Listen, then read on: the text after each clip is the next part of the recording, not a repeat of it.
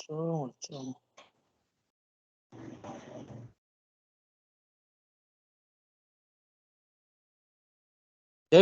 Ya,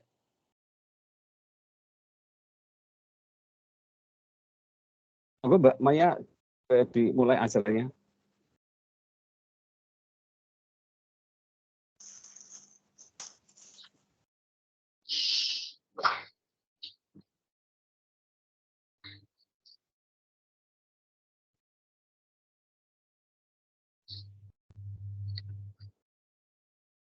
Bismillahirrahmanirrahim.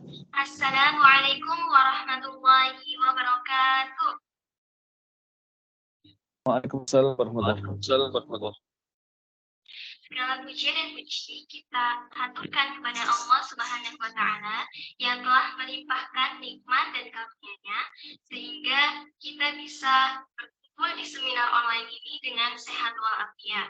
Salawat dan salam tetap kita curahkan kepada tujuan kita Nabiullah Nabi Muhammad Sallallahu Alaihi Wasallam yang kita nantikan syafaatnya di hari kiamat kelak. Selamat pagi untuk semuanya. Bagaimana kabarnya? Alhamdulillah.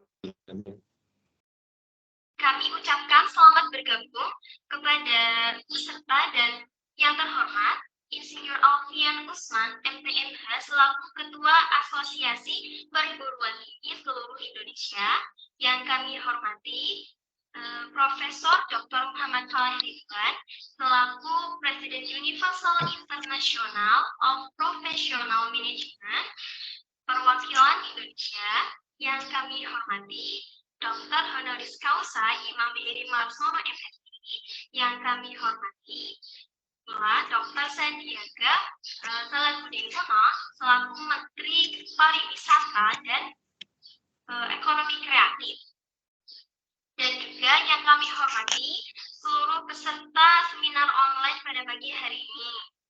Dengan sangat antusias sekali, perkenalkan, nama saya Maya Dayunisi Setiawan dari kelas akuntansi SMK Muhammadiyah Bumiayu, yang insya Allah akan memandu jalannya seminar online pada pagi hari ini dengan tema rahasia menjadi kreatif dan brilian by Al-Quran. Maka dari itu, izinkanlah saya untuk membacakan susunan acara seminar online pada pagi hari ini. Acara yang pertama yaitu pembukaan, acara yang kedua pembacaan ayat suci Al-Quran, acara yang ketiga sambutan-sambutan, acara yang keempat acara inti, acara yang kelima yaitu tanya jawab, dan acara yang terakhir adalah penutup. Untuk memasuki acara yang pertama yaitu pembukaan, marilah kita buka seminar online pada pagi hari ini dengan bacaan dengan surat Al-Fatihah bersama-sama. A'udzu billahi minasyaitonir rajim. Bismillahirrahmanirrahim. Alhamdulillahirabbil alamin. Ar-Rahmanir Rahim. Maliki yaumiddin. Wa iyyaka nasta'in. Ihdinas siratal mustaqim. Siratal ladzina an'amta 'alaihim ghairil maghdubi 'alaihim waladdallin.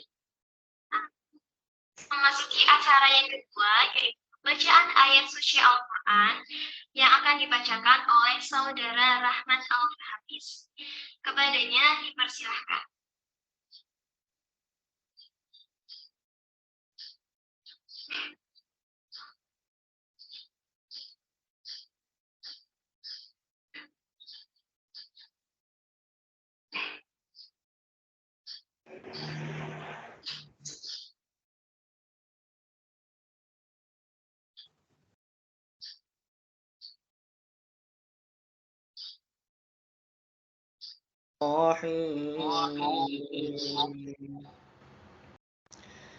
يا أيها الذين آمنوا كتب عليكم الصيام كما كتب على الذين من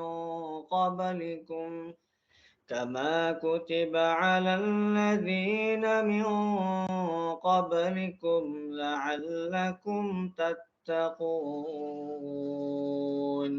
أياما معدودات فمن كان منكم مريضا أو على سفر فعدة من أيام أخر وعلى الذين يطيقونه فدية طعام مسكين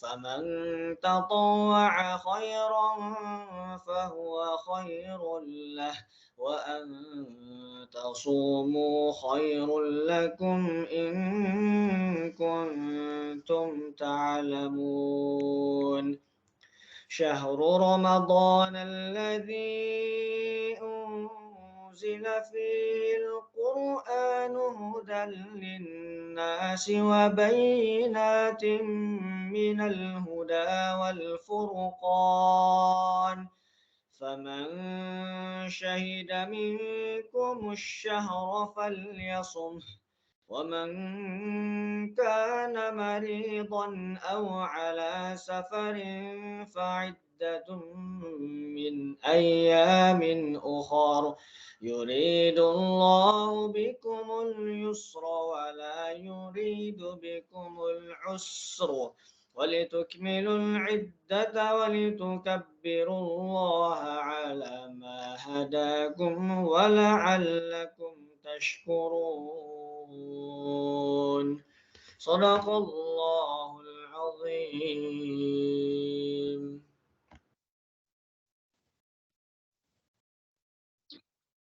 Alhamdulillah.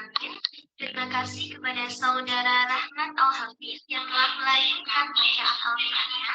Semoga yang kuat dan membacanya akan dapat pahala dari Allah Subhanahu wa Ta'ala. Amin. Memasuki acara yang ketiga, yaitu sambutan-sambutan. Sambutan yang pertama akan disampaikan oleh Insinyur Alfian Usman, MTMH selaku Ketua Asosiasi Perguruan Tinggi seluruh Indonesia. Kepadanya dipersilakan.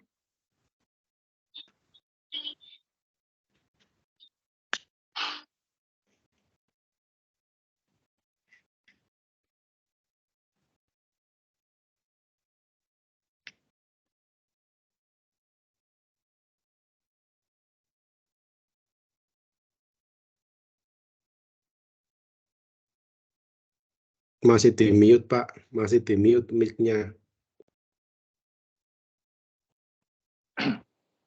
Baik, saya ulangi. Assalamualaikum warahmatullahi wabarakatuh. Yang saya hormati Bapak Dr. Honoris Causa Imam Marsono, MSI, selaku penyelenggara acara ini. Bapak Dr. Sandiaga Uno, Menteri Pariwisata dan Ekonomi Kreatif. Juga para hadirin semua yang ikut pada acara online pada pagi hari ini. Terlebih dahulu saya mengucapkan terima kasih yang tinggi kepada Bapak Dr. Imam yang telah mengundang saya berbicara di sini. Juga saya sampaikan rasa hormat dan takdim saya kepada Bapak Dr. Sandiaga Uno, Menteri Pariwisata dan Ekonomi Kreatif. Beliau-beliau ini adalah sahabat karib saya. Demikian juga pada kawan-kawan semua yang ada di acara ini. Selamat melaksanakan ibadah saum Ramadan 1444 Hijriah yang tinggal beberapa hari ini, yang mana hari ini kita telah memasuki hari ke-25. Semoga semua amal ibadah kita yang kita lalui diterima Allah Subhanahu wa Ta'ala. Dengan izin Allah jualah kita dapat mengikuti acara ini. Selamat, salawat dan salam senantiasa tercurah kepada junjungan kita Nabi besar Muhammad SAW beserta keluarga dan kerabatnya. Acara ini adalah untuk memperingati Hari Nuzulul Quran dengan tema Rahasia Menjadi Kreatif dan Brilian by Al-Quran. Suatu tema yang sangat luar biasa. Memperingati Nuzul Al-Quran tentunya tidak lepas dari renungan kita kepada 14 abad yang silam, yang mana wahyu pertama Allah SWT turunkan kepada junjungan kita Nabi Muhammad SAW secara bertahap melalui malaikat Jibril pada 17 Ramadan 610 Masehi, yang mana beliau pada saat itu berusia 41 tahun. Kita ingat surat Al-Aqlaq ayat 1-5. Ikrar bismillah bika allazi khalaq, dan seterusnya. Bacalah dengan menyebut nama Tuhanmu yang menciptakanmu manusia dan dari segumpal darah. Bacalah dari Tuhanmu yang maha mulia, yang mengajar manusia dengan pena. Dia mengajarkan manusia apa yang tidak diketahuinya. Maha benar Allah dengan segala firman-Nya. Bapak Ibu yang saya hormati, dari ayat 1 sampai 5 surat Al-Akhlaq ini, jelas manusia diminta untuk belajar membaca untuk semua ciptaan yang baik yang ada di alam semesta maupun yang ada di bumi.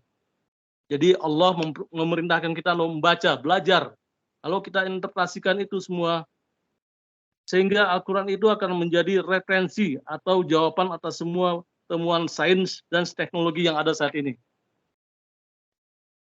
Untuk benda-benda yang ada di langit, muncullah bidang keilmuan astronomi. Kita bisa mengetahui sistem tata surya kita, bagaimana bumi berputar dengan kecepatan 600 km per detik, mengitari matahari, dan semua yang ada di bumi dan alam semesta ini terlihat seimbang, tidak ada yang bergerak di luar kehendaknya. Demikian secara geologi, tempat di mana kita berpijak saat ini pun bergerak, meskipun dengan kecepatan yang sangat lambat. Tapi dalam skala waktu yang cukup lama, jutaan tahun, kita bisa melihat pantai bisa menjadi puncak gunung yang tertinggi Mount Express, yang tadinya pantai, karena tumbukan dua anak benua India dan benua Eurasia. Jadi yang tadinya jadi pantai bisa bergerak terus naik ke atas menjadi puncak tertinggi Mount Express dan seterusnya terus bergerak. Itu dikenal dalam geologi ilmu tektonik lempeng, teori tektonik lempeng. Laut yang terpisah, api di bawah laut, yang mana bisa dibuktikan dari keilmuan dari secara ilmiah. Banyak ilmu sains dan teknologi dan kedokteran yang kita pelajari dalam Al-Quran. Semua sudah tersirat dan jelas 14 abad yang silam.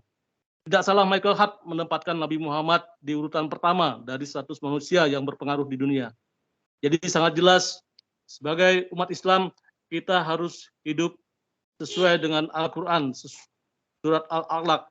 Bacalah yang bisa kita interpretasikan perintah Allah ini, carilah ilmu dengan membaca. Jadilah orang yang kreatif dan brilian untuk kebaikan umat manusia.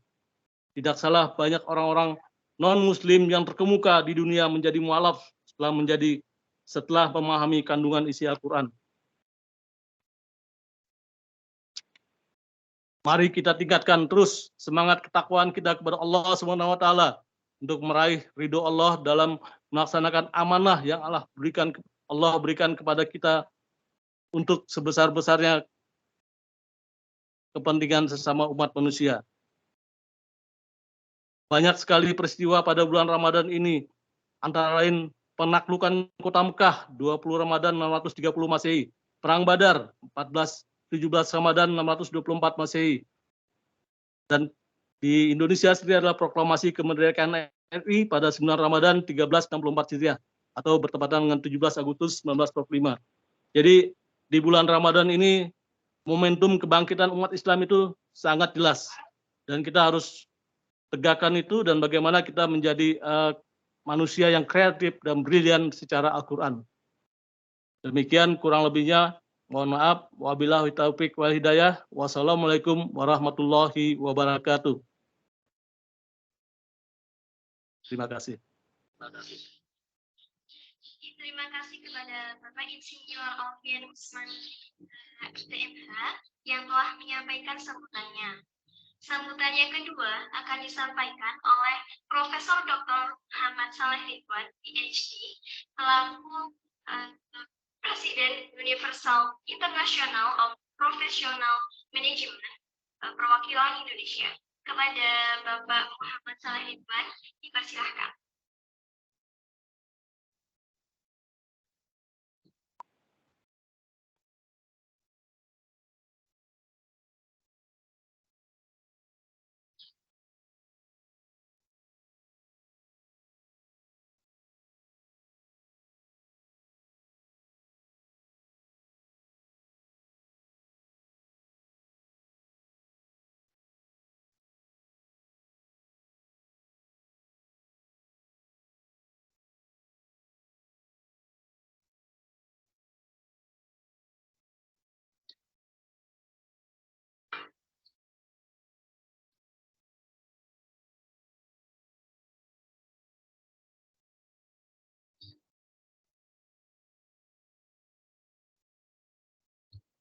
apakah Bapak Dr. Muhammad Saleh Ridwan sudah hadir?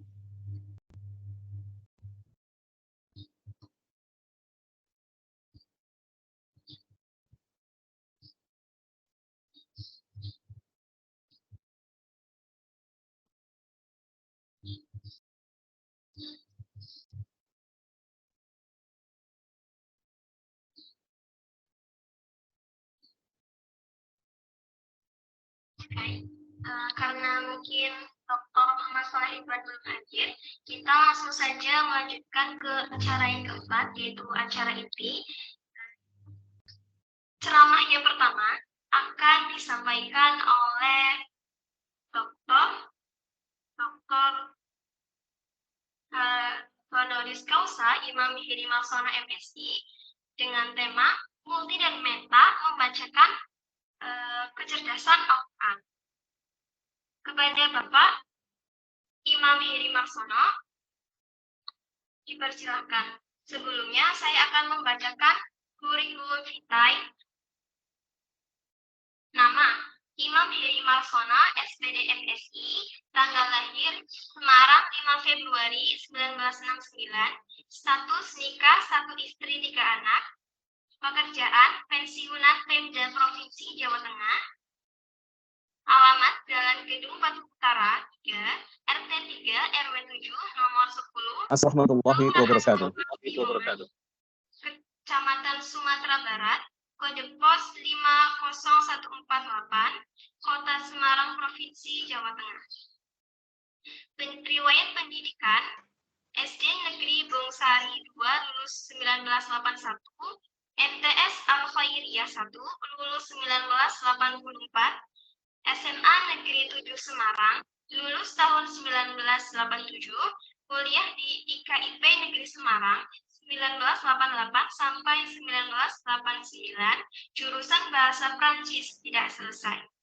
Kuliah di IKIP PGRI Semarang, S1 lulus tahun 2005, jurusan Bimbingan Konseling. Kuliah pasca sarjana di Institut Agama Islam, Wali Songo Semarang, program Magister, lulus 2011, jurusan Pendidikan Islam.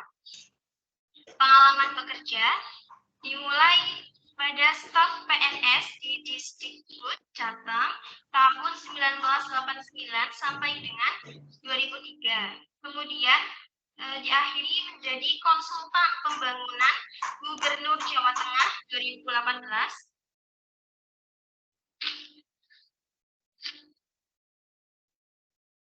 Buah karya kitab tafsir konseptual surat Yusuf 470 halaman pada 2017, kitab metode-metode praktis menafsirkan Al-Quran 2005, kitab berkomunikasi dengan Al-Quran untuk anak 2010, dan banyak lainnya. Monggo kepada Bapak Dr. Honoris Causa Imam Mihri Malsona MSI dipersilahkan untuk menyampaikan ceramahnya.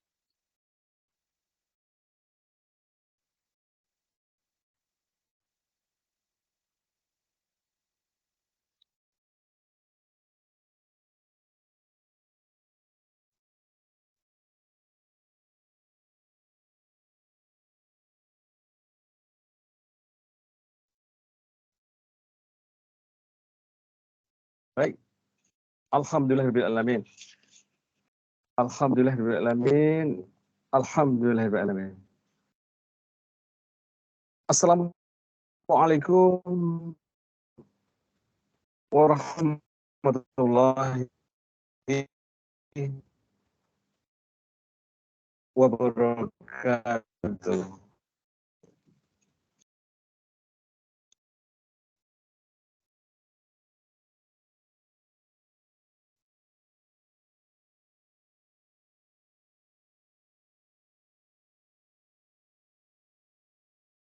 Masih di mute, Pak. Masih di mute, Pak. Pak Ustadz, masih di mute. Alhamdulillahirrahmanirrahim.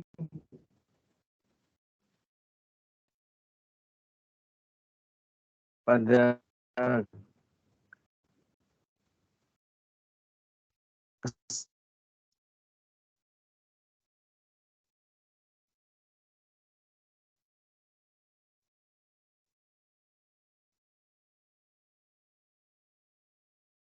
kesempatan siang hari ini kita bisa bertemu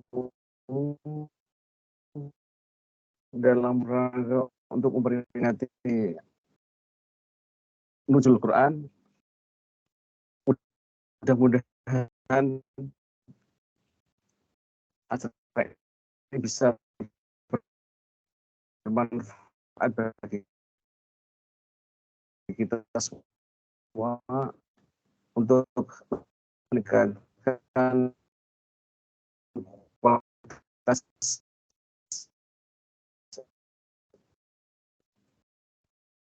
iman kita.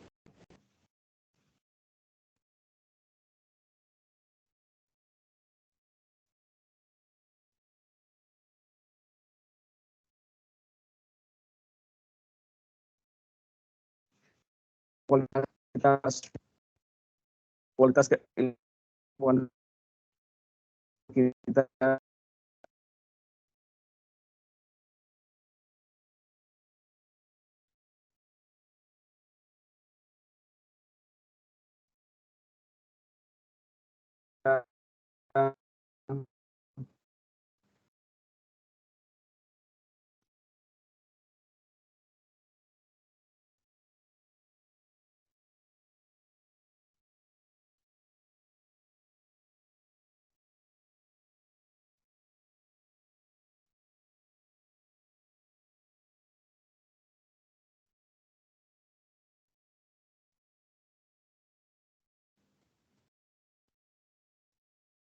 kualitas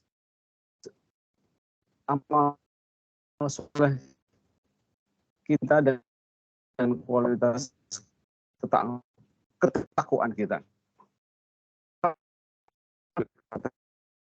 Siang hari ini untuk tema tentang bagaimana kita bisa aktif, bisa brilian dengan kecerdasan Al-Quran. Jadi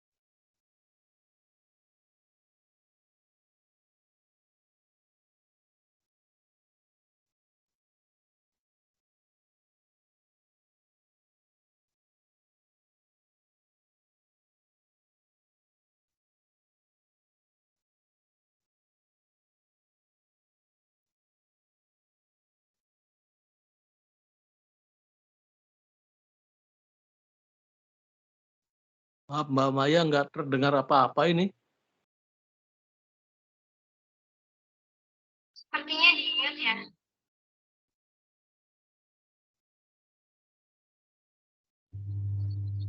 Bapak Imam ini, mohon audionya untuk di-on-kan.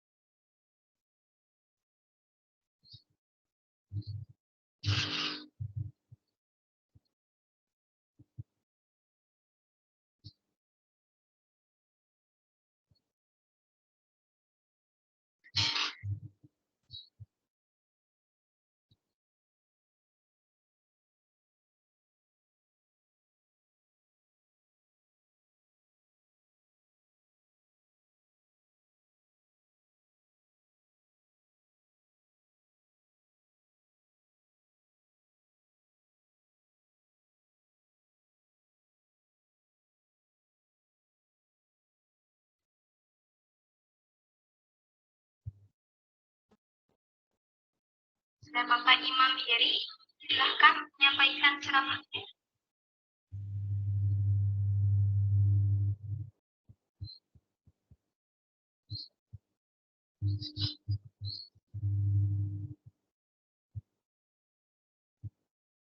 Baik lahir maupun batin. Saya ulang lagi. Apabila manusia itu mau menerima Al-Quran sebagai rancangan kehidupan, sebagai konsep kehidupan, maka manusia atau umat itu akan bisa mencapai kesejahteraan lahir batin, kemakmuran lahir batin, dan berbagai kecerdasan yang dapat dijadikan sebagai satu modal dasar untuk membangun sebuah bangsa, untuk membangun sebuah negara. Itulah hakikat daripada kecerdasan daripada kita bicara yang dilibatkan dengan secara ekstrim, tapi sebetulnya lebih pada sistem informasi yang diturunkan Allah kepada Nabi SAW dalam rangka untuk membangun peradaban, membangun suatu bangsa yang lebih baik, bangsa yang lebih ilmiah, bangsa yang lebih maju, dan bangsa yang lebih dinamis. Alhamdulillah. Bapak Ibu yang dirahmati Allah, sementara ini kita mengenal satu ya, kecerdasan intelektual, kecerdasan emosional, dan kecerdasan spiritual. Ya. Ada juga sekarang namanya kecerdasan adversity. Tapi sesungguhnya bahwa kecerdasan Al-Quran itu lebih dari itu semua ya. Jadi kecerdasan Al-Quran itu tidak cuma 4 ya. Atau ada yang mengatakan multi kecerdasan atau kecerdasan jemur ada sekitar 8.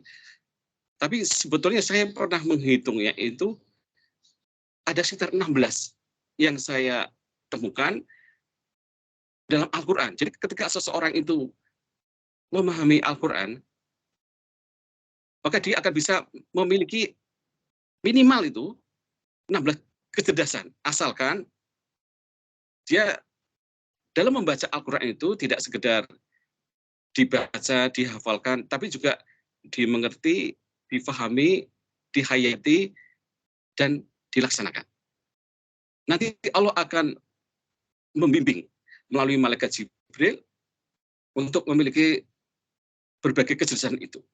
Jadi siapapun yang mau mengupgrade hatinya, kolbunya, mau menginstal Al-Quran sebagai software kehidupan dalam jiwa, dalam hatinya, dalam pemikirannya, dalam kesadarannya itu, maka dia akan memiliki manusia yang multidimensional. Ya, ambil contoh Nabi Muhammad SAW ya, dari seorang pedagang menjadi seorang leader yang luar biasa, seorang nabi dan rasul yang memiliki kemampuan yang luar biasa, baik itu kemampuan di bidang leadership, kemampuan di bidang organisasi, kemampuan di bidang keilmuan, kemudian di bidang ekonomi, kemampuan di bidang bisnis, kemampuan di bidang budaya, kemampuan dalam bidang diplomasi, kemampuan di bidang olahraga. Tidak ada satupun manusia yang dapat mengalahkan Rasulullah. Juga di samping suaranya juga bagus, ya, tutur bahasa juga bagus, adabnya juga bagus. Ya itulah karena Al-Quran bisa membentuk manusia yang paripurna. Dan itu menjadi satu tantangan bagi dunia pendidikan, bagaimana membangun satu sistem pendidikan yang mana Quran itu bisa menjadi ruh jadi dunia pendidikan dan kebudayaan, sehingga menghasilkan siswa-siswa atau pelajar-pelajar atau mahasiswa, sarjana-sarjana yang utuh, yang memiliki pribadi yang utuh, memiliki karakter yang utuh, karakter yang komplit, baik itu karakter kinerjanya maupun karakter moralnya. Dan sampai sekarang ini di seluruh dunia hampir belum ada satu sistem, hampir belum ada satu sistem pendidikan yang mampu melahirkan figur seperti Nabi Muhammad SAW. Kalau meniru jelas tidak bisa ya, tetapi sedikitnya 50 atau 60% sajalah meniru karakter Nabi, meniru kinerja Nabi, baik itu kinerja moral, atau karakternya maupun adabnya maupun kecerdasannya. Jadi itulah kehebatan daripada Al-Quran. Dengan turunnya Al-Quran itu seseorang atau satu masyarakat atau suatu bangsa bisa menjadi maju, bisa menjadi bergerak. Ambil contoh bangsa Arabia ya. Ketika bangsa Arabia itu belum mau menerima Al-Quran, maka dia akan menjadi bangsa yang jahiliyah. Bangsa yang terbelakang, bangsa yang bodoh. Tetapi ketika bangsa Arabia mau menerima Al-Quran sebagai satu pedoman, sebagai petunjuk kehidupan, maka bangsa Arabia itu menjadi bangsa yang maju. Bangsa yang dikenal oleh bangsa lain. Bangsa yang menjadi pionir kebudayaan, pionir peradaban. Bangsa yang menjadi pelopor perdamaian. Bangsa yang menjadi pelopor toleransi. Bangsa yang menjadi pelopor kasih sayang. Yang pada saat itu mampu mengalahkan atau menandingi bangsa Romawi atau Imperium Romawi dan Imperium Persia. Silakan nanti dibaca di surat Ar-Rum ya. Itu dijelaskan betapa setelah kekalahan bangsa Romawi dan kekalahan bangsa Persia atas bangsa Romawi itu, orang-orang yang beriman dengan Al-Quran menjadi bergembira. Karena pada saat itu nilai-nilai Al-Quran, makna-makna dalam Al-Quran, isi dalam Al-Quran bisa tampil tidak secara konsep-konsep, tapi juga secara realita dalam mengatur kehidupan, dalam memilih kehidupan, dan dalam memimpin kehidupan. Baik itu ketika dipimpin Nabi Muhammad SAW, dipimpin oleh Abu Bakar As-Siddiq, dipimpin Umar bin Khattab, dipimpin oleh Utsman bin Affan maupun Ali bin Abi Thalib. Sehingga pada saat itu Islam benar-benar dikdaya, bisa benar-benar menjadi satu negara yang luar biasa, yang menjadi contoh bagi semua bangsa pada saat itu. Bahkan sampai ke negeri Nusantara. Baik, saya akan sampaikan tentang nilai Al-Quran. Jadi kalau kita bicara masalah nilai atau kemampuan sesuatu dalam mengubah sesuatu, maka nilai Al-Quran itu luar biasa. Yang pertama, yukhriju minadh dhulumati ila nur, bisa menjadikan suatu umat, suatu bangsa atau seseorang yang tadinya hidup dalam kegelapan, dalam kedulumatan, dalam kesesatan, menjadi hidup yang tercerahkan, hidup yang bercahaya, hidup yang terang benderang. Jadi itulah nilai Al-Quran, bisa membuat bangsa yang tadinya hidup dalam jahiliyah, jadi modern, menjadi bangsa yang ilmiah, bangsa yang memegang teguh integritas, bangsa yang mampu menegakkan keadilan, menegakkan peradaban. Itulah nilai pada Al-Quran, luar biasa. Kemudian yang kedua, bisa memerdekakan dari jiwa yang dipenuhi dengan kegelapan, jiwa budak, ya. Jadi jiwa yang merdeka, baik itu merdeka alam pemikirannya, merdeka kesadarannya, merdeka badannya, merdeka ruhnya, merdeka cara berpikirnya, sehingga benar-benar menjadi manusia merdeka. Jadi kalau sekarang ada jargon tentang pendidikan yang merdeka, kampus merdeka, sekolah merdeka, itu akan lebih ideal apabila para gurunya, para stakeholder pendidikan itu, termasuk siswa-siswanya, semuanya pelajari mahasiswanya itu juga memiliki ruh yang merdeka, tidak diperbudak oleh hawa nafsu, tidak diperbudak oleh materialisme, tidak diperbudak oleh apapun yang bersifat material, punya jiwa yang merdeka, punya pikiran-pikiran yang merdeka, punya kreativitas, inovasi yang merdeka, sehingga mereka mampu untuk menyelesaikan tugas-tugas perkembangan kejiwaannya, dan mereka mampu untuk mengoptimalkan potensi dan fitrah kemanusiaan yang Allah berikan kepada setiap individu, sehingga dia bisa menjadi manusia diri sendiri, manusia yang bisa menunjukkan dirinya sendiri, yakni potensinya, yakni bakatnya, talentanya, sehingga dengan talenta atau potensi yang diberikan Allah SWT kepadanya itu, dia bisa membangun kehidupan, bisa membangun bangsa, bisa membangun negara. Dan orang-orang yang seperti itu di dunia ini hanya sekitar tidak lebih dari 5%. Bahkan menurut penelitian hanya 3%. Itulah satu tantangan pendidikan bagi dunia pendidikan yang belum berhasil dalam mengembangkan potensi manusia sesuai fitrahnya, sesuai genetiknya, sesuai dengan konsepnya Allah. Padahal Allah melalui penurut Al-Quran itu berharap, berkeinginan, berkehendak supaya setiap manusia itu mampu tampil, usia orang yang beriman ya, mau tampil memimpin kehidupan sesuai dengan fitrahnya masing-masing, sesuai genetiknya masing-masing, sehingga dengan demikian setiap diri itu, baik dia seorang guru, dia seorang siswa, seorang pelajar, ilmuwan, itu bisa membangun kehidupan bangsa, membangun negaranya dengan fitrah masing-masing, tanpa diperbudak oleh hawa nafsunya, tanpa diperbudak oleh kepentingan politik, tanpa diperbudak oleh kepentingan bisnis, tetapi dia betul-betul menjadi manusia yang merdeka seutuhnya, merdeka ruhnya, merdeka jiwanya, merdeka pikirannya, merdeka kesadarannya. Dan yang lebih penting dari itu, bahwa untuk bisa menjadi seperti itu, maka harus melalui proses 3 tahap. Yang pertama, untuk menjadi manusia yang merdeka, manusia yang bertobat itu, ya ini bertasbih kepada Allah. Bertasbih itu senantiasa bergerak, senantiasa berupaya, berikhtiar, dan menyempurnakan ikhtiarnya, menyempurnakan pergerakannya sesuai dengan ilmu Allah. Itu maknanya tasbih sebagaimana alam semesta, langit dan bumi, bintang, galaksi, semuanya yang ada di alam semesta bumi, termasuk sel-sel itu, semuanya bertasbih atas ilmu Allah. Jadi tidak ada sesuatu pun di dunia ini dan alam semesta yang tidak bertasbih menurut ilmunya. Semuanya bertasbih, kecuali budaya manusia. Itulah dan PR yang besar bagi dunia pendidikan, bagaimana supaya para siswa, pelajar, mahasiswa, termasuk guru-gurunya itu bertasbih menurut ilmu Allah. Itu yang pertama, langkah pertama. Kemudian yang kedua, dengan memuja Allah, wa bihamdi.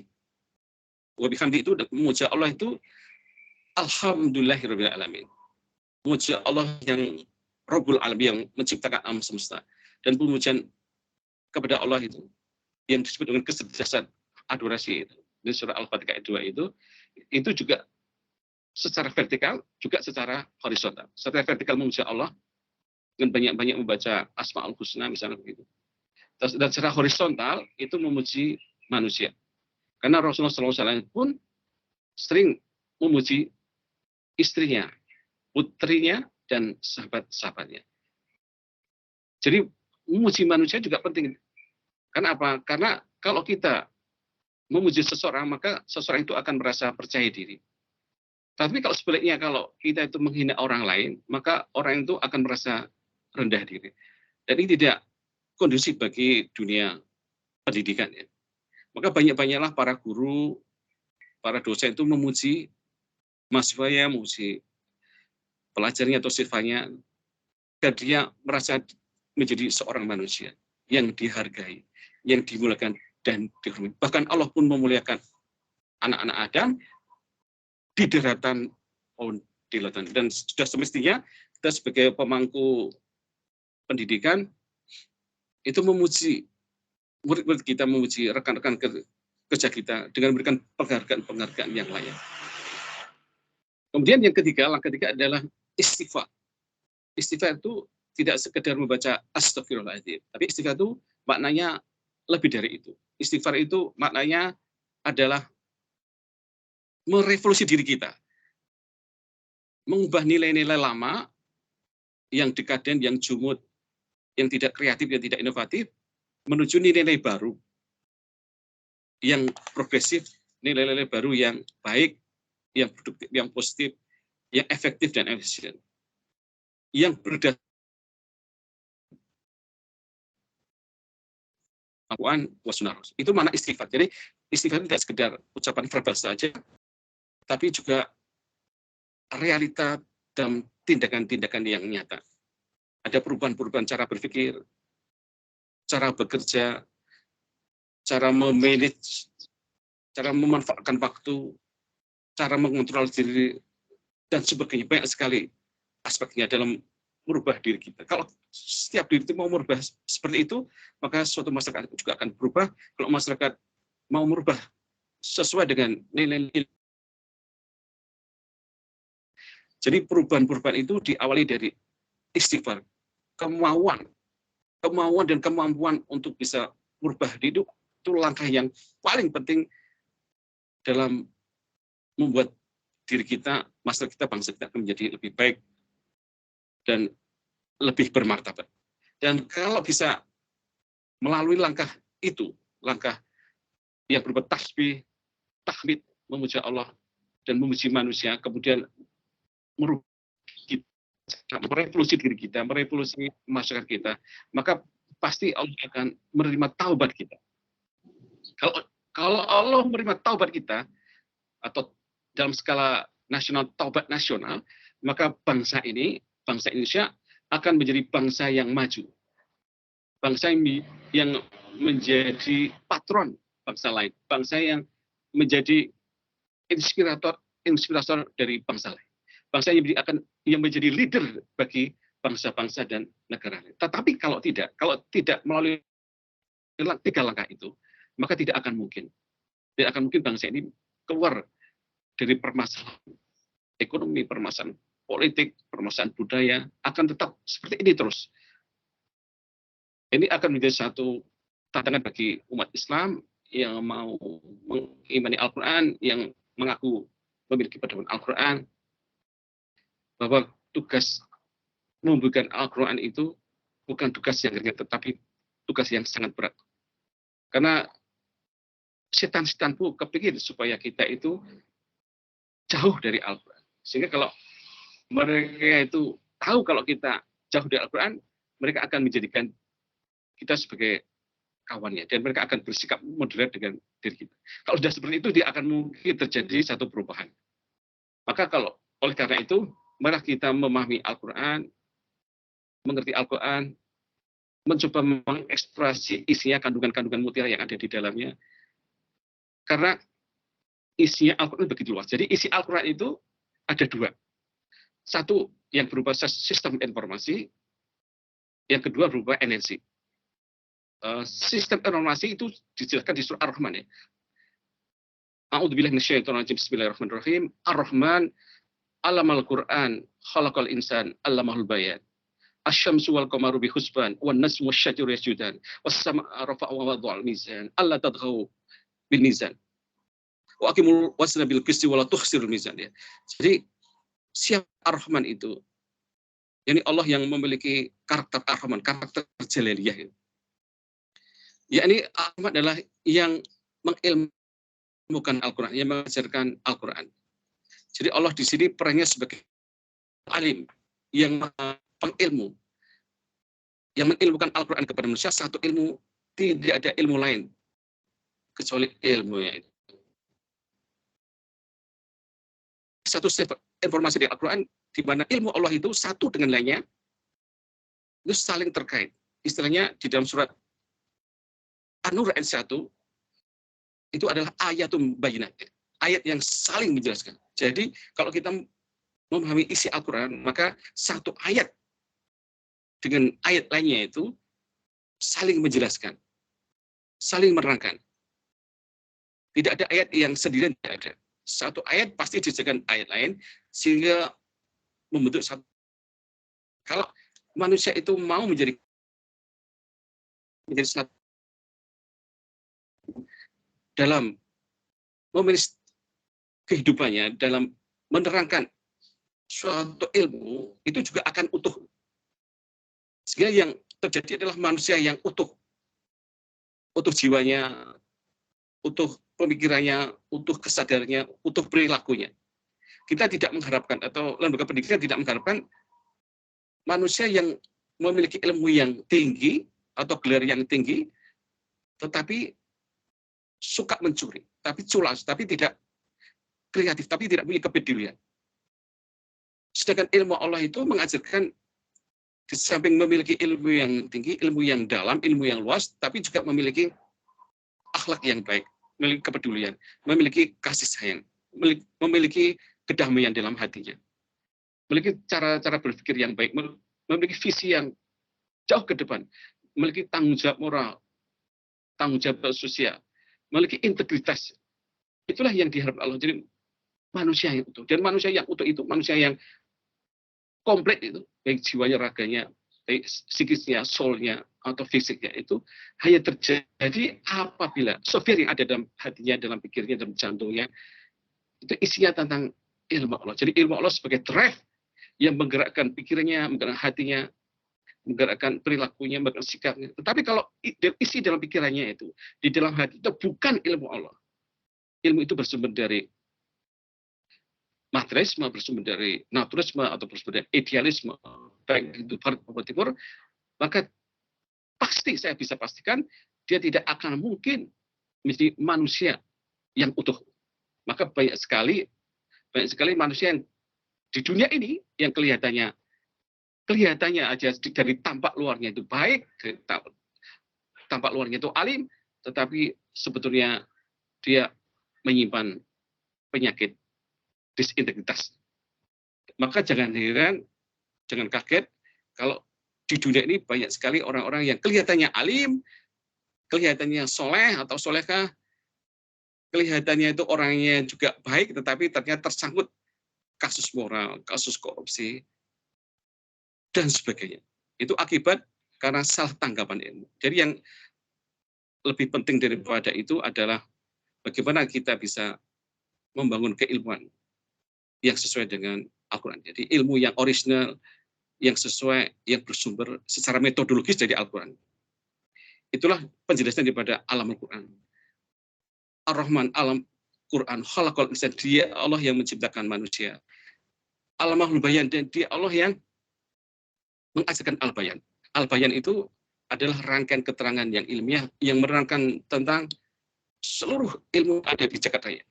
Yang di ayat selanjutnya dikatakan menerangkan tentang asyamsu wal qamaru bihusban, yang menerangkan tentang bahwa matahari wal qamar dan satelit-satelitnya itu mereka itu senantiasa beredar menurut ilmu Allah. Beredar menurut ilmu Allah yang bersifat matematis ya. Yang kemudian lahir namanya ilmu astrofisika, astronomi, ilmu falak dan sebagainya. Wan najmu wasyajur yasjudan, dan demikian pula bintang-bintang dan pohon-pohon mereka senantiasa tunduk bersujud terhadap hukum yang Allah ciptakan itu. Jadi seluruh alam semesta itu termasuk diri kita ya, sel-sel yang ada dalam kita. Itu semuanya sujud kepada Allah. Semuanya tunduk kepada ilmu Allah. Tidak ada yang tidak tunduk.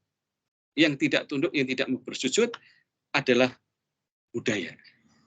Budaya yang kita lakukan sehari, budaya yang kita kerjakan sehari, ketika kita masih sendirian, kita dalam kehidupan berkeluarga, dalam kehidupan bermasyarakat, itu banyak dipengaruhi budaya-budaya yang keluar dari ilmu Allah. Sehingga tidak heran budaya yang terjadi sekarang ini, budaya abad 21 secara umum di seluruh dunia, itu adalah budaya jahiliyah modern. Dan untuk bisa keluar dari budaya jahiliyah modern itu, maka salah satunya adalah istighfar. Ya, ini dengan cara merevolusi diri kita dengan ilmu Allah. Karena hanya dengan ilmu Allah kita akan bisa mengubah diri kita, mengubah masyarakat, merubah bangsa kita. Jadi istighfar itu tidak sekedar ucapan astaghfirullahaladzim ya, tapi istighfar itu sebenarnya adalah langkah-langkah nyata untuk merubah alam pemikiran kita, merubah cara berpikir kita yang salah, merubah cara rasa kita yang salah, merubah cara perilaku kita yang salah, merubah cara sikap hidup kita yang salah. Ada berbagai banyak cara berpikir yang salah yang membuat hidup ini tidak efisien, hidup ini menjadi tidak produktif. Dengan secara makro, bangsa ini tidak bisa mencapai visinya, tidak bisa mencapai tujuan pembangunan nasional. Salah satu contohnya, ada banyak hal tentang cara hidup yang salah. Satu, berpikir yang salah itu memikirkan Allah. Allah itu ada di mana, tangannya kayak apa, kakinya kayak apa. Itu kalau dibahas sampai kiamat pun tidak akan selesai. Karena Allah sendiri itu menyarankan agar kita itu memikirkan ciptaan-ciptaannya, memikirkan langit, bumi, lautan, daratan, dan sebagainya. Itu nanti akan ketemu bahwa semuanya diciptakan oleh Allah Subhanahu wa Ta'ala. Kalau kita berpikir penciptanya, Allah itu istananya kayak apa, kakinya kayak apa, kerajaannya kayak apa, matanya kayak apa, maka sampai kapan tidak akan ketemu dan akan menimbulkan perdebatan berabad-abad yang tidak akan selesai. Kemudian cara berpikir yang salah ini adalah mengurusi urusannya Allah ya. Itu banyak terjadi di kalangan umat Islam sendiri, mengurusi urusannya Allah. Dan salah satu contoh nyata adalah perbedaan yang muncul pertama kali, yang kemudian membuat perbedaan sekte pertama kali, itu ada perbedaan cara memandang dosa besar. Hasan al-Basri dengan Wasil bin atau muridnya sendiri. Yang pertama, Hasan al-Basri mengatakan yang namanya dosa besar itu bisa diampuni oleh Allah. Besok di akhirat. Dengan Wasil bin Atha, kalau orang melakukan dosa besar tidak akan bisa diampuni. Nanti pasti akan disiksa oleh Allah. Nah ini kan mengurusi urusannya Allah. Padahal bukan hak kita untuk mengurusi urusannya Allah. Ini salah satu contoh Nabi Muhammad pernah pada suatu perang itu, ketika dalam keadaan bahaya, kalau misalnya di perang Uhud itu, dibela oleh seorang Yahudi itu. Sampai akhirnya orang ini meninggal karena membela Nabi Muhammad. Dia jadikan dirinya sebagai tameng, kemudian dia mati. Kemudian para sahabat bilang, apakah si Yahudi ini dikuburkan secara Islam atau dikuburkan secara Yahudi? Maka apa yang dikatakan Rasulullah, bawa aja dia ke kaumnya. Urusan nanti dia masuk surga atau masuk neraka, urusannya Allah. Itu salah satu contoh seperti itu. Kemudian yang ketiga, ini sering terjadi di seluruh dunia, bahwa cara berpikir yang salah itu beranggapan bahwa apa yang dikerjakan, apa yang diyakini oleh nenek moyang kita, leluhur kita adalah suatu kebenaran. Padahal banyak tradisi kebudayaan atau informasi atau adat istiadat yang dikerjakan oleh leluhur kita itu banyak yang keluar dari nilai-nilai ilmiah yang ada dalam Al-Quran. Itu sering menjadikan satu alasan bagi suatu masyarakat untuk mempertahankan dirinya menjadi masyarakat yang sumut karena tidak mau perubahan-perubahan yang ada di Al-Quran. Qalu wajadna alaihi aba'ana. Jadi mereka mengatakan bahwa leluhur mereka itu adalah sudah benar. Keyakinan atau ideologi atau tradisi yang sudah dibangun oleh leluhur Islam sudah benar itu. Ngapain harus dirubah-rubah? Itu salah satu cara berpikir yang salah. Kalau manusia itu bisa melepaskan dari tradisi leluhur yang dikadang, dari keyakinan leluhur yang tidak ilmiah, maka dia akan bisa keluar dari persoalan selama berabad-abad. Dan cara berpikir yang salah itu yang menyebabkan selama ratusan tahun, bahkan ribuan tahun, suatu bangsa itu menjadi dekaden, menjadi mandek. Contohnya adalah bangsa Yunani. Bangsa Yunani itu selama ribuan tahun, ketika dipengaruhi oleh alam pikiran Plato, alam Aristoteles, terus Plotinus dan sebagainya, akhirnya menjadi bangsa yang mandek. Bangsa yang menemukan satu teknologi aja tidak bisa. Itulah bangsa Yunani. Ya. Tetapi ketika Islam itu datang dengan Al-Quran, maka bangsa itu menjadi bangsa yang sangat maju, bangsa yang beradab, bangsa yang bisa menciptakan teknologi yang luar biasa. Dan perlu diingat, secara jujur, pengetahuan dan peradaban yang dibangun sekarang ini, kalau mau jujur ya, tidak lepas dari kontribusi para ilmuwan-ilmuwan Muslim, baik itu dari tanah Persia maupun dari tanah Arab, termasuk di Indonesia ini. Indonesia ini kalau tidak diolah oleh para ulama, oleh para ilmuwan yang basis keilmuan dengan Al-Quran, maka tidak akan bisa menjadi bangsa yang maju seperti sekarang ini. Sedangkan cara berpikir yang benar adalah bagaimana kita bisa memikirkan ciptaan-ciptaan Allah ini, kemudian dari hasil pemikiran, memikirkan ayat Allah tadi, kita bisa menciptakan kreativitas, inovasi untuk membangun bangsa ini, untuk membangun negara ini. Ini cara berpikir yang benar begitu, memikirkan ciptaan Allah. Selamat datang Bapak Dr. Sandiaga Uno. Cara berpikir memikirkan ciptaan Allah, bukan memikirkan zat Allah. Kalau kita memikirkan zat Allah, memikirkan persoalan-persoalan klasik khilafiyah yang tidak pernah ada selesainya, maka bangsa ini akan kehilangan energi selama tahun-tahun berpuluh-puluh bahkan beratus. Dengan kritis mengenai YouTube, maka konten-konten YouTube itu banyak mengedarkan informasi yang Isinya tentang masalah-masalah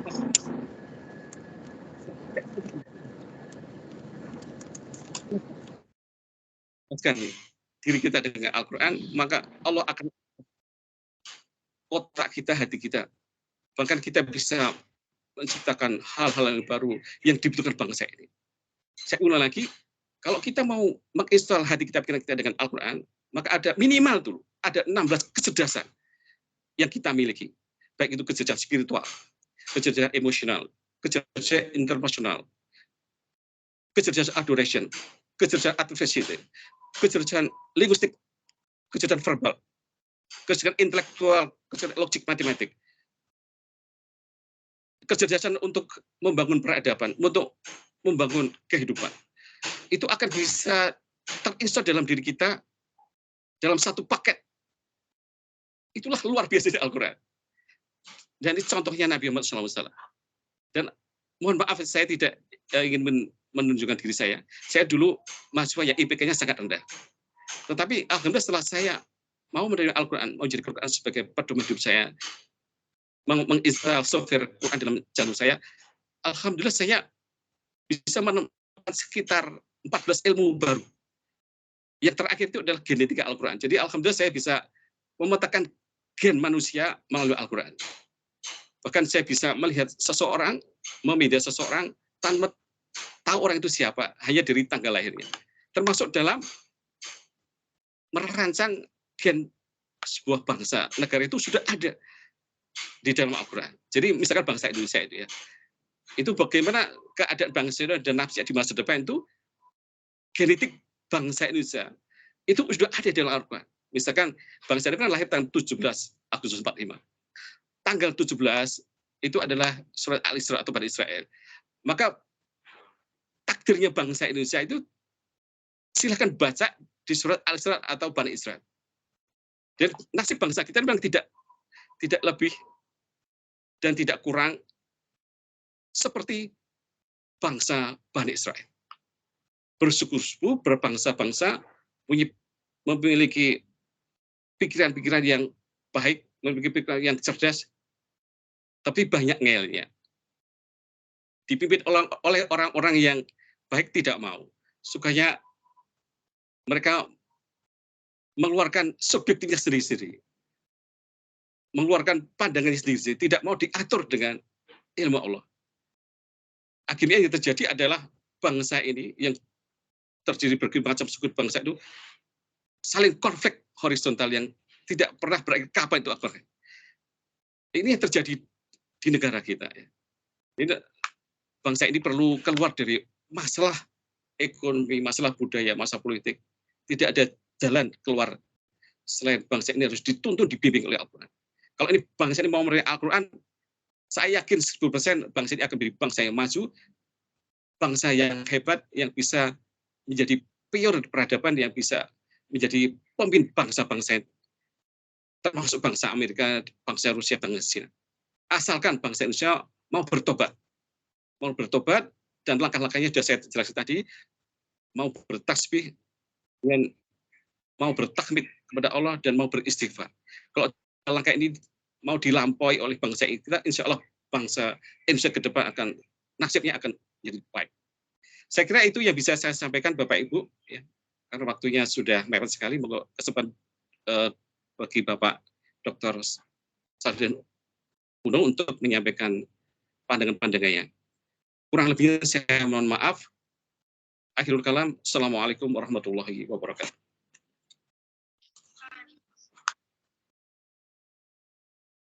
Terima kasih kepada Bapak Dr.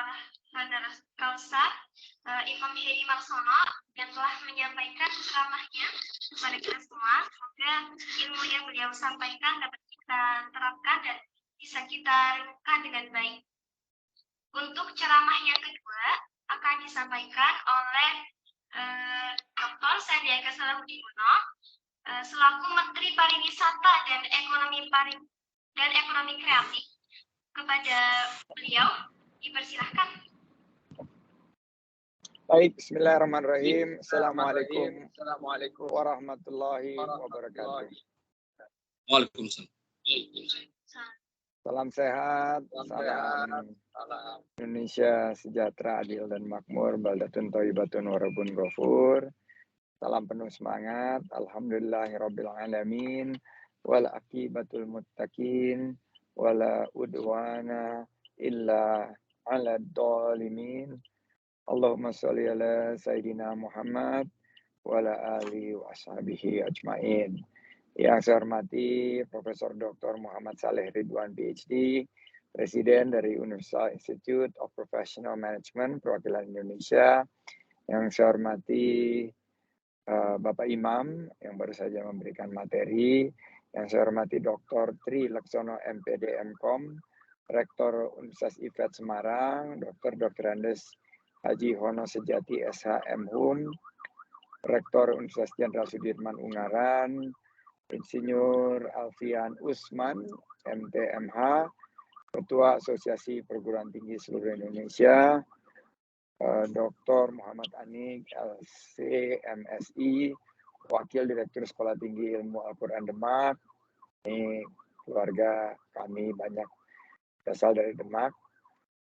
Yang saya hormati Dr. Ahmad Daroji, Ketua MUI Jawa Tengah, Dr. H.C. Imam M. Marsono tadi baru saja memberikan materi, Ketua Penyelenggara, masuk kajian tafsir online, One Day One Ayat, sekaligus speaker utama dari seminar ini.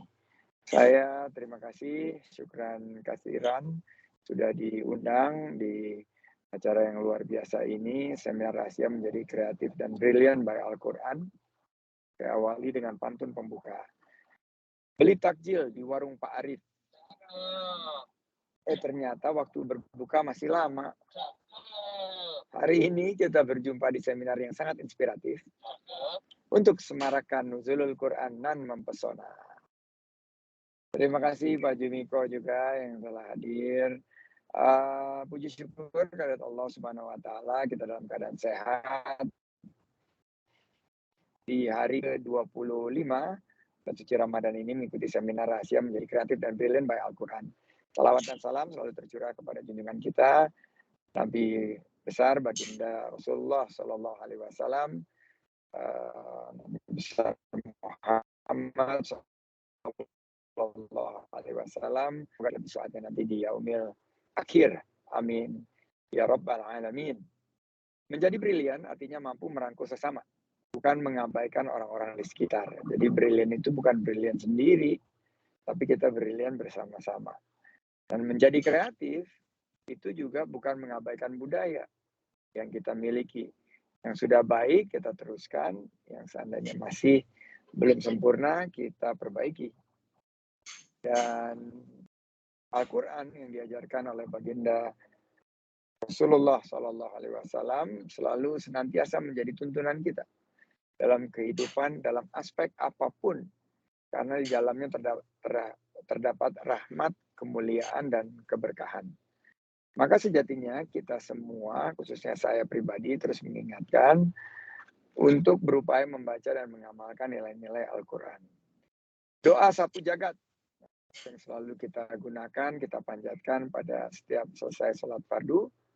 Rabbana atina fid dunya hasanah wa fil akhirati hasanah wa qina adzabannar, perlu terus dibarengi dengan keyakinan kuat bahwa Allah Subhanahu wa taala itu dekat dan akan terus menuntun kita ke jalan kesuksesan, bahagia dunia dan akhirat. Sama juga dengan doa yang selalu kita sampaikan saat bulan suci Ramadan. Allahumma inna nas'aluka ridhaka wal jannah wa na'udzubika min sakhatika wan nar. Allahumma innaka afuwun karim tuhibbul afwa fa'fu anna ya Allah ya Karim. Kesuksesan itu relatif, guys. Dan ini tergantung bagaimana kita mensyukuri apa yang kita miliki dan terus berbagi apa yang kita diberikan titipan pada sesama. Saya hingga detik ini selalu berikhtiar untuk terus mempersembahkan rasa syukur terbaik yang kami miliki kepada Allah Subhanahu wa taala. Bagaimana caranya? Dengan meningkatkan ibadah pikiran yang tercurahkan di keseharian saya dapat bermanfaat bagi orang banyak, karena khairun nas anfa'uhum linnas. Hadis yang disampaikan bahwa sebaik-baiknya manusia adalah yang bermanfaat bagi manusia lainnya. Nah, kami di Kemenparekraf terus berupaya dengan beberapa program menjalin silaturahim dan menjadi sarana dakwah dan motivasi, khususnya bagi kami di lingkungan pemerintah dan juga ingin menyentuh beberapa kegiatan lainnya. Salah satunya adalah program Santripreneur, program Santri Digitalpreneur, program Gerakan Usaha Kreatif Go Digital di kalangan santri.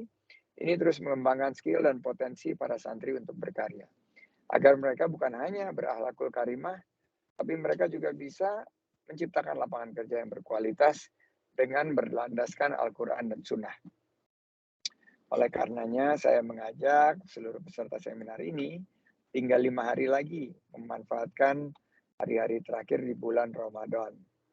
Mari tingkatkan kreativitas kita, karena kreatif juga bisa by Al-Quran, seperti ada di layarnya Pak Jumiko.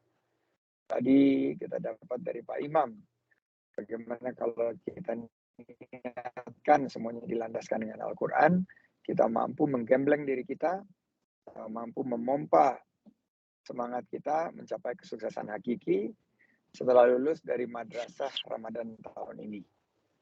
Dan kita berharap kita bisa bertemu dengan Ramadan di tahun-tahun selanjutnya untuk membawa segudang manfaat dan keberkahan. Amin, amin, ya mujibas sa'ilin. Saya akhiri dengan pantun penutup. Waktu mudik sudahlah tiba. Jangan lupa berdoa supaya kita selamat. Mari tanamkan nilai-nilai Al-Quran pada diri kita agar kita sukses dunia dan akhirat. Amin amin wa fa minkum wallahul muwaffiq ila aqwamit thoriq. Assalamualaikum warahmatullahi wabarakatuh. Ada tanya jawab Bapak Menteri? Monggo Bapak, mudah-mudahan ini kita sinyalnya masih mumpuni. Saya ada di Pasuruan menuju desa Wonokitri di wisata Edelweiss untuk meresmikan desa wisata terbaik Indonesia. Silakan kalau ada pertanyaan 1-2.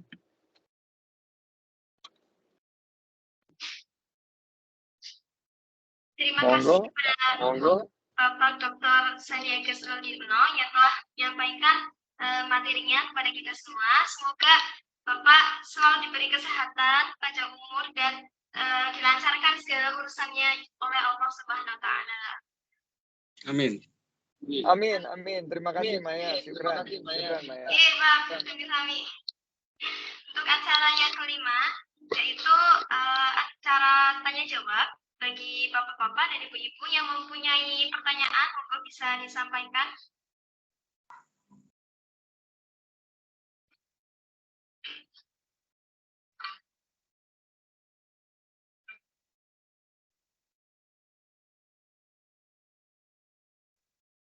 Tidak ada. Saya izin bertanya, Bapak. Gimana sih caranya kita mengamalkan ajaran Al-Quran di zaman yang sekarang ini itu lagi krisis akhlak di kalangan remaja?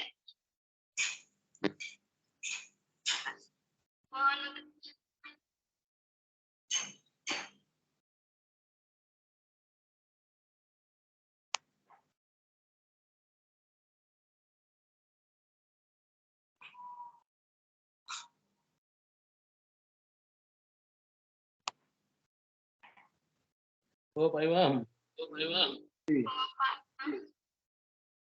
Oh, untuk saya.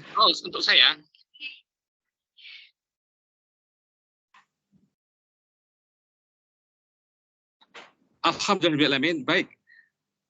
Jadi bagaimana cara kita sebagai seorang remaja ya untuk bisa menerangkan ayat Al-Quran? Tentunya langkahnya sudah diterangkan di surah Al-Muzammil itu ya. Strateginya sudah ada di surah Al-Muzammil, yakni dengan bangun di tengah malam sekitar jam 8, 9, 10, kemudian baca Al-Quran 1 ayat 2 ayat, kemudian memahami isinya, menghayati isinya, meresapi isinya, dan berdoa kepada Allah agar ayat-ayat itu bisa terhujam ke dalam kalbu kita. Mudah-mudahan dengan seperti itu, setahap demi setahap akan aja terjadi perubahan-perubahan yang signifikan dalam proses berpikir kita, cara berpikir kita, perilaku kita, dan sikap kita. dan senantiasa memohon hidayah kepada Allah agar kita dibimbing oleh Allah dalam berkehidupan, baik itu di keluarga, di sekolah, atau di masyarakat, senantiasa memohon hidayah kepada Allah Taala. Saya kira itu, Mbak. Mungkin Pak Sandiaga bisa melengkapi jawaban dari Mbak Maya itu. Sudah sangat hebat Pak Imam ini. Kalau saya sih melihat jika kita anak-anak muda, apalagi sekarang di era digitalisasi,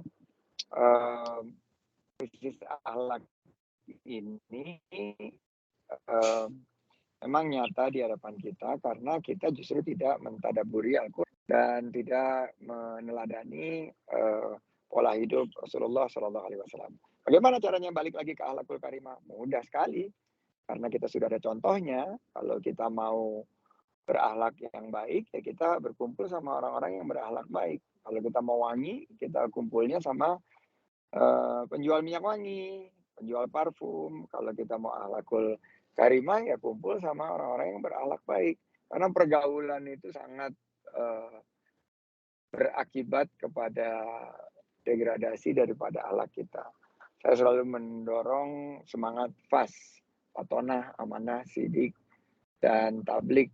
Ini adalah bagian daripada akhlakul karimah yang jadi nilai-nilai luhur yang ditanamkan oleh Rasulullah SAW. Dan di Al-Quran sendiri, itu semua mendorong kita untuk beramar ma'ruf nahi mungkar. Ini yang ingin saya sampaikan. Jangan hanya kita baca Al-Qurannya, tapi kita harus lebih dari sekedar membaca, tapi mengamalkannya dalam kehidupan sehari-hari. Dan pokoknya gampang pertanyaannya. Jika ada akhlak yang kita rasakan mungkin tidak sesuai dengan hati nurani kita, tanyakan kepada diri kita, apakah ini sudah sesuai dengan Al-Quran. Dengan itu kita akan menghindari misalnya akhlak yang buruk yang coba dilakukan oleh orang-orang yang tidak baik yang ada di sekitar kita. Karena sejatinya kita ini adalah manusia yang memiliki akhlak yang baik, yang ditanamkan, apalagi kita sekarang memasuki bulan suci Ramadan, di mana kita meningkatkan ketakwaan kita.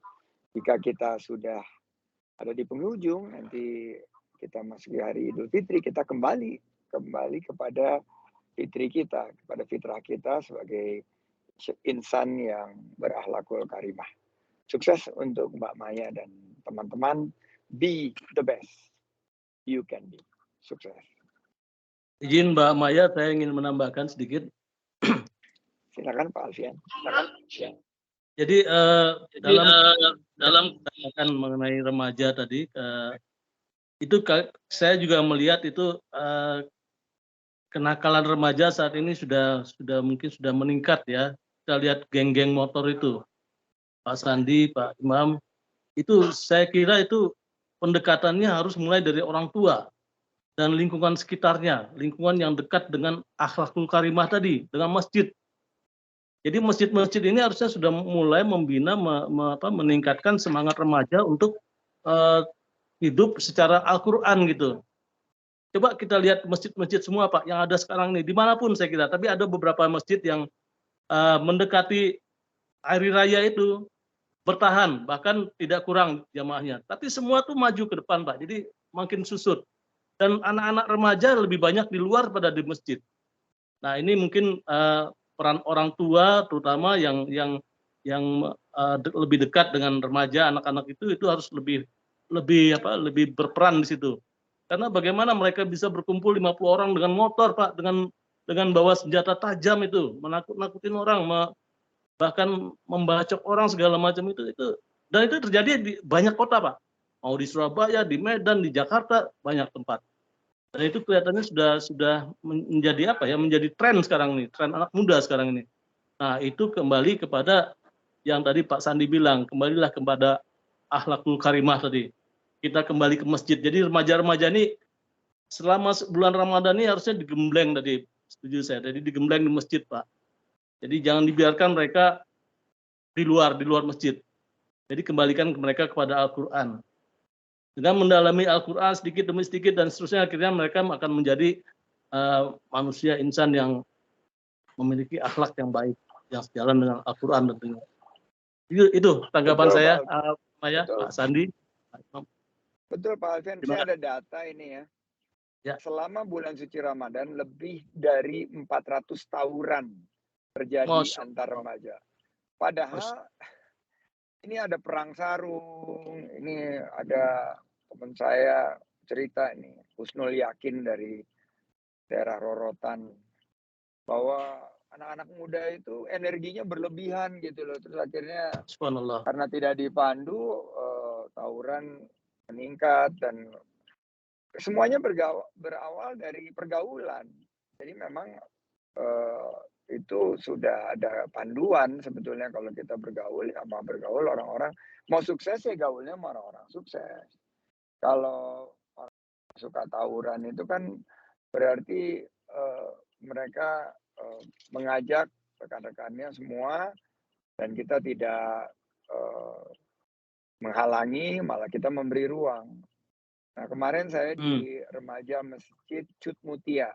Mereka membuat Ramadan Jazz. Nah, ini kan kadang-kadang banyak yang bosen gitu anak-anak muda, aduh kok mereka belum mendapatkan kenikmatan dalam beribadah di bulan suci Ramadan. Nah, acara-acara seperti Ramadan Jazz, festival kuliner, UMKM di sekitar pelataran masjid ini mungkin salah satu kegiatan yang kreatif untuk memastikan para remaja itu tetap engage, dan kami juga lagi mengembangkan pariwisata berbasis masjid sehingga 10 malam terakhir itikaf ini masjid semakin dimakmurkan. Kemarin saya sholat di Masjid Raya Kota Malang, itu di malam ke-25 itu membludak sampai ke alun-alun. Masya Allah, tabarakallah. Dan anak-anak muda isinya karena diajak tadi oleh teman-temannya yang baik semakin baik. Dan saya melihat selain daripada yang berakhlak kurang baik, ada juga yang mulai justru hijrah menjadi remaja yang cinta Al-Quran, remaja yang dekat dengan kegiatan di masjid. Wallahu alam bisawab. Saya ini kelihatannya sudah mulai sinyalnya menipis dan saya harus pamit dulu untuk kegiatan yang luar biasa dan penuh pencerahan ini. Saya ingin terima kasih kepada Pak Alfian dan Pak Imam dan Mbak Maya dan 10 orang partisipan yang ada di sini. Dari saya dan Mas Husnul Yakin, saya ucapkan terima kasih dan sukses untuk kita semua menggapai hari Idul Fitri. Mohon maaf lahir dan batin. Sampai jumpa. Assalamualaikum warahmatullahi wabarakatuh. Waalaikumsalam. Waalaikumsalam. Sandi. Terima kasih. Pak. Jazakumullah khairan pada Dr. Sandi Salahudinno, Dr. Imam Heri, dan Insinyur Alfian Usman yang telah menjawab pertanyaan saya. Semoga Bapak-Bapak selalu diberi kesehatan dan selalu diberi kemudahan oleh Allah Subhanahu wa Ta'ala dalam menjalankan rutinitas sehari-hari dan urusan-urusannya. Terima kasih juga kepada para peserta yang telah hadir di seminar online ini. Semoga Allah memudahkan juga urusannya dan tetap diberi kesehatan, semangat puasa, dan mencapai derajat mutakin. Amin ya rabbal alamin. Memasuki acara yang terakhir yaitu penutup. Mari kita tutup acara seminar online ini dengan hamdalah bersama-sama. Alhamdulillah. Terima kasih Mbak Maya, Pak Imam. Mohon maaf Pak Yan. Terima kasih semua Pak Alfian, Pak Imam.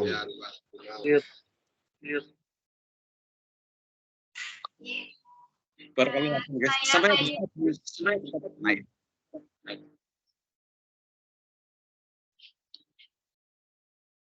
saya Maya Dewi Setiawan selaku Master of Ceremony di seminar online pagi hari ini. Memohon maaf apabila banyak tutur kata saya yang kurang berkenan di hati bapak-bapak dan ibu-ibu. Semua saya mohon maaf yang setulus-tulusnya. Wabillahi taufiq wal hidayah. Wassalamualaikum warahmatullahi wabarakatuh. Waalaikumsalam warahmatullahi wabarakatuh. Pak, matur nuwun, Pak. Oke, sami-sami. Nggih, Pak Imam. Betul nggih. Wah, oke. Silaturahmi lewat online. Siap. Semoga barokah. Amin ya rabbal alamin. Izin lab Pak ya.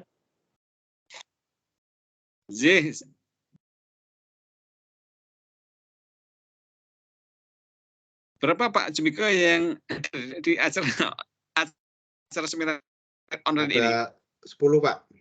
Nanti rekamannya saya kirim Pak. Ada 10. Rekamannya saya kirim. Oke. Ada rekamannya saya Ada kirim. 10 orang. Ya, foto-fotonya udah saya kirim ke grup One Day One Ayat. Oh iya. Izin lah Pak, nggih, Pak Ustadz. Oke, sami barakallah Pak. Nggih. Assalamualaikum. Suwun Mbak Maya, Pak Imam. Nggih sami-sami Pak, barakallah.